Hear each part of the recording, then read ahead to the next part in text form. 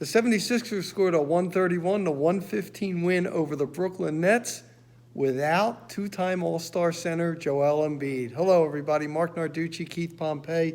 Keith, we're told about an hour, less than an hour before the game, Embiid wouldn't play. Are you surprised the Sixers came out with this win? No. And the reason being is, well, it was actually 15 minutes before the game. Yeah. That's how close it was. And the reason why I'm saying that is because, you look at it, and it just seems like in pressure games against big games, Tobias Harris, Ben Simmons, J.J. Redick, Jimmy Butler, just throw them all in. They tend to play better in big games when Joel Embiid's not on the floor. I know that sounds crazy, and it's like they do. Like Tobias, he was 6 for 6. He had 29 points, 6 for 6 on threes, right? Yeah. J.J. Redick was, 5 for 9 on threes. He had, 26 points. Ben Simmons had a career playoff high, 31 points. They play well.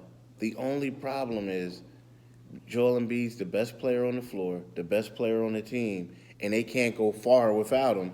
But it just seems like they play better without him, in big games, but they just can't beat an elite team without him. Right. Well, let's start off with Ben Simmons. You mentioned the 31 points. You've seen most of his games, if not all of them. I thought this was, considering what was at stake, I thought it was his best game as a Sixer. It was. I'm not going to say it was his best game because I've seen Ben, I mean, don't get me wrong, he scored 31 points. I mean, he shot 11 for 13. But I've seen games where, he was more well-rounded. Like, for instance, he had 31 points, he had 9 assists, he had 4 rebounds. I've seen games where, he had triple-doubles. And I'm not just talking about, 10, 10, and 10 triple-doubles. I'm talking about he had a better impact. But I understand your question. He stepped up in the moment. I mean, Jared Dudley basically said he's average. He was being booed by the crowd. Yeah. And he came out there and he stepped up and played like an all-star. Yeah, and Simmons, as he usually does, said he didn't do anything extra special. He just played his game. I mean, I keep the same mindset. This playoffs, you got to play a certain way. Keep that same intensity.